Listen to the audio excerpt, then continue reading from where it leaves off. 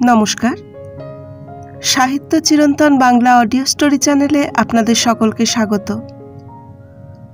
সাহিত্য চিরন্তনের আজকের নিবেদন কেশবচন্দ্র গুপ্তর লেখা পুরস্কার।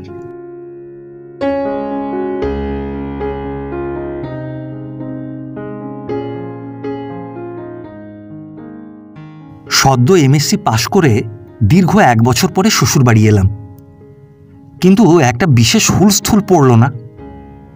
এ বড় বিষম নৈরাশ্য। সকলেরই মুখে যেন একটা গাম্ভীর্য, সকলেরই চোখে যেন উপেক্ষা। মনে মনে বড় বিস্মিত হচ্ছিলাম, কেন এমন হলো? এরা পূর্বে আমাকে এত যত্ন আপ্যায়িত অভ্যর্থনা করত, আজ কারো মুখে কথা নেই কেন? শুনেছিলাম জামাতা পুরনো হলে, অনেকবার শ্বশুর গৃহে বিনা নিমন্ত্রণে আতিথ্য গ্রহণ করলে সময় সময় মাঠে শ্বশুরের গরু বাঁধতে হয়, শিশু শ্যালককে কোলে করে ঘুমপাড়ানি মাসি পিসির ছড়া আবৃত্তি করতে হয়। হায় হায়, এমএসসি পাশ করে শেষে আমার ভাগ্যে কি এই হলো? আমার শ্বশুর পোস্টমাস্টার, বেশ উচ্চ গ্রেডের পোস্টমাস্টার। আপাতত তিনি সোনামুখীতে ছিলেন। বাঁকুড়া জেলার লোকেরা সোনামুখী বলতে একেবারে অজ্ঞান হয়ে যায়, বোধহয় দেশের নামে সোনা আছে বলে। আমার কিন্তু মনে হলো সোনামুখী সূর্যিমামার দেশ। কি ভীষণ রাস্তা! আমি অশ্লেষা মঘা মানি না, এমন কঠিন পথ জানলে পাঁজি দেখে যাত্রা করতাম। পানাগড় স্টেশন থেকে এক পাকা রাস্তা দিয়ে দুদিকে ধরণীর শ্যাম শোভা দেখতে দেখতে নিদাগ মধ্যাহ্নে প্রায় 16 মাইল গোশকটের উৎপীড়ন সহ্য করে সেলামপুর নামে একটা গ্রামে এসে পৌঁছলাম। তার নিচেই এক নদী, জন্মান্ধের নাম পদ্মলোচন। নামে নদী বটে, কিন্তু তার গর্ভে গরু বাছুর স্থলচর বিহঙ্গম কুল তৃষ্ণায় কাতর হয়ে তপ্ত বালুকার উপর ঘুরছে। মধ্যে হাত দেড়েক একটু জলের রেখা। প্রস্থে এই কুলুকুলু নাদিনী স্রোতস্বতী প্রায় 1 মাইল। আহা, কি বিমল আনন্দ! বুঝলাম, বাকশক্তি থাকলে কুলোয় চড়ে ললনা করে দোল খাবার সময় খুঁতখুঁড়া প্রভৃতি এইরূপ আনন্দধ্বনি করত। নদী পার হয়ে আবার সুদীর্ঘ পাকা রাস্তা। এ পথে সূর্যমামার বড়ই অনুগ্রহ। প্রাচীন পারসিক জাতি কেন সূর্যদেবের গুণে মুগ্ধ হয়ে তাঁকে পুজো করতেন তা বেশ স্পষ্টভাবে বোধগম্য হল। আরও বুঝছিলাম কেন শ্বেতবর্ণ আর্যজাতি ভারতবর্ষে বাস করে আমার মতো উজ্জ্বল শ্যামবর্ণ রঙটা জাতীয় রঙে পরিণত করে ফেলেছিল। এত পরিশ্রমের পর শ্বশুরবাড়ি এসে যখন উপযুক্ত অভ্যর্থনা পেলাম না, তখন একটু নিরাশ হলাম। বললাম, মন রে, ঠিক হও, কাল বোধহয় শ্বশুরমশাইয়ের গাভী দহন করতে হবে, শালাবাবুকে ছড়া শোনাতে হবে। 2-1টা ঘুম পাড়ানো ছড়াও মনে করে নিলাম। আহারের সময় শাশুড়ি ঠাকুরানী বললেন, পথে কোনো কষ্ট হয়নি? আমি বললাম, বিশেষ কিছু না, একবার গরু বল্টু করেছিল, ওই গাড়িখানা মাঠের মধ্যে চলে গিয়েছিল। এতেও সহানুভূতি পেলাম না। আহা! তিনি একটা ছোটোখাটো আহা বলেই ক্ষান্ত হলেন। ভাবলাম, যা হোক, শেষ রক্ষা হলেই ভালো। শেষে না রাত্রে বৈঠকখানায় একলা নিদ্রা যেতে হয়। কিন্তু দেখলাম ভাগ্য অতটা মন্দ নয়। অবশ্য রানী প্রথমটা কথা বলতে পারল না, কিন্তু তার চোখে প্রগল্ভতার লক্ষণ বিদ্যমান। তাকে বুকে টেনে নিয়ে বললাম, রানী, তোমাদের বাড়িতে কি হয়েছে? সকলেই নিস্তব্ধ কেন? যেন দেশে বর্গি এসেছে, বুলবুলিতে ধান খেয়ে গেছে। বর্গির উপমা দেবার এবং কোকিল, পাপিয়া, দোয়েল, শ্যামা প্রভৃতির নাম না নিয়ে নায়িকার সামনে বুলবুলির উল্লেখ করার কারণ ছিল, শালাবাবুর জন্য ছড়া মুখস্থ করছিলাম বলে ওই নামগুলো মুখে এলো। রানী বলল, শোনোনি? আমি ঘাড় নাড়লাম। সে বলল, বাবার বড় বিপদ, সরকারি 2000 টাকা চুরি গেছে। পুলিশ এসেছে, সাহেব শুভ এসেছে, 2জন লোককে ধরেছে, বাবাকেও নাকি। রানী কেঁদে ফেলল। নিমেষের মধ্যে তাদের বিষাদের কারণ বুঝলাম। আত্মীয়দের সৌজন্য সম্বন্ধে বৃথা সন্দেহ করেছিলাম বলে দুঃখিত হলাম।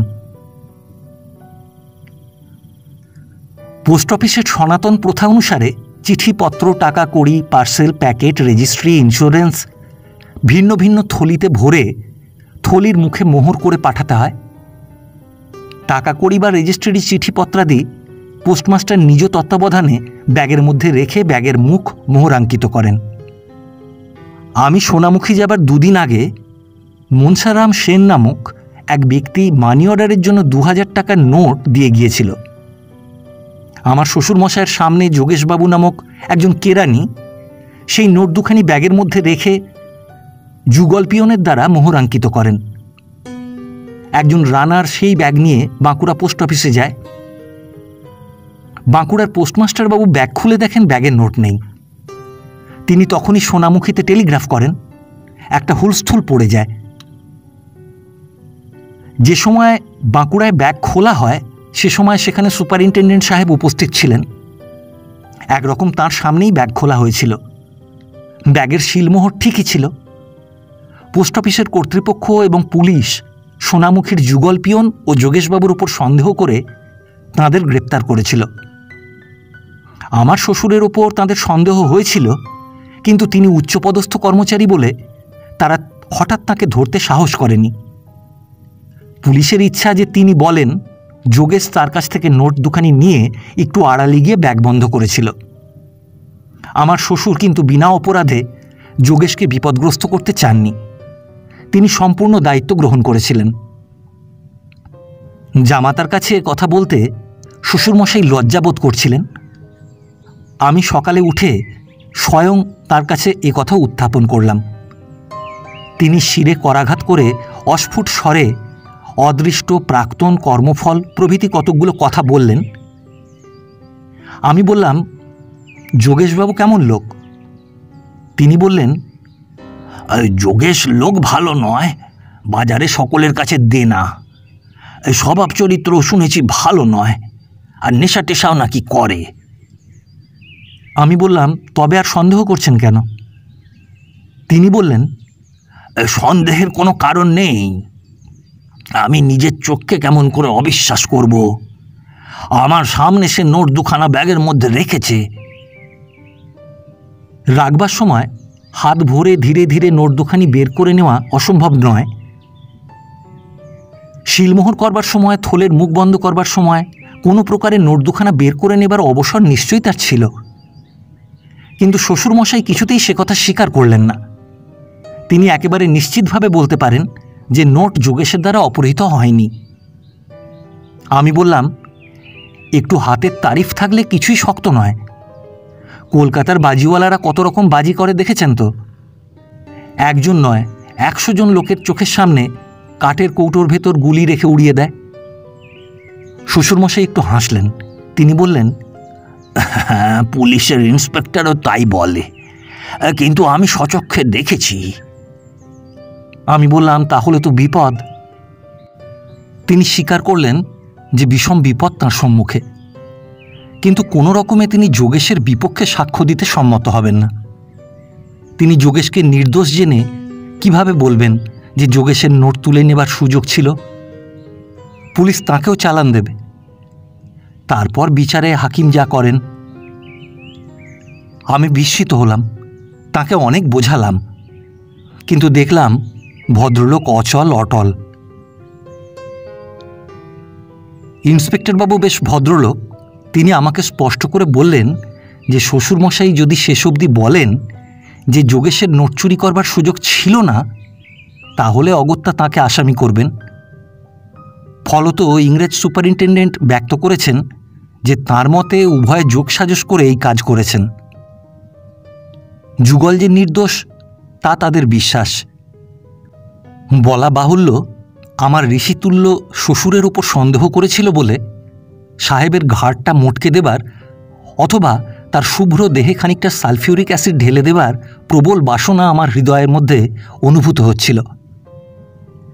ইন্সপেক্টর সাহেবের সঙ্গে অনেক কথাবার্তার পর তাঁকে বললাম, আচ্ছা, সেই ব্যাগটা একবার দেখতে পারি কি? ভদ্রলোক ব্যাগ দেখাতে সম্মত হলেন। আমি ব্যাগটি হাতে নিয়ে ভালোভাবে তা পরীক্ষা করলাম। শিলমোহর ঠিক ছিল।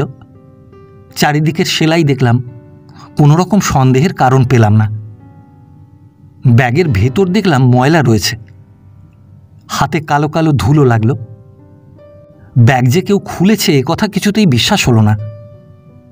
ব্যাগে নোট পড়বার সময় যে কেউই হোক নোট অপহরণ করেছে। ইন্সপেক্টর বাবু হেসে বললেন, মশাই, আমি এই কাজ 22 বছর করছি, আমি কি আর ব্যাগটা ভালো রকম পরীক্ষা করিনি? আমি একটু অপ্রতিভ হলাম।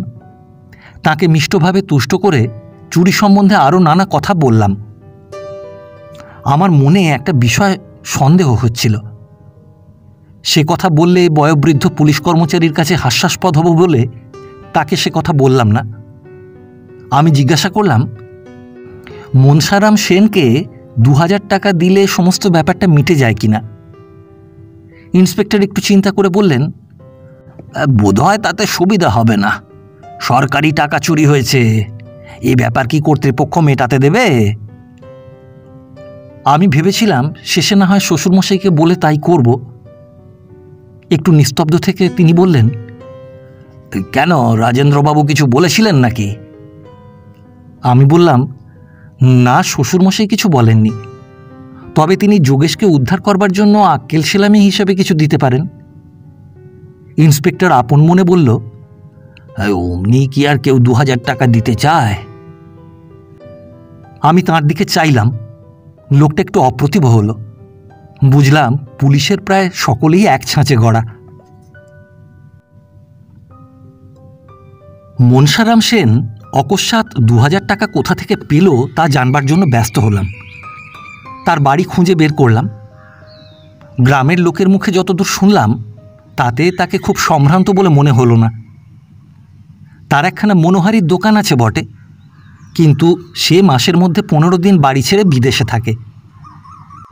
অনেক সময় কলকাতা থেকে তার নিকট বন্ধুবান্ধবের শুভাগমন হয়।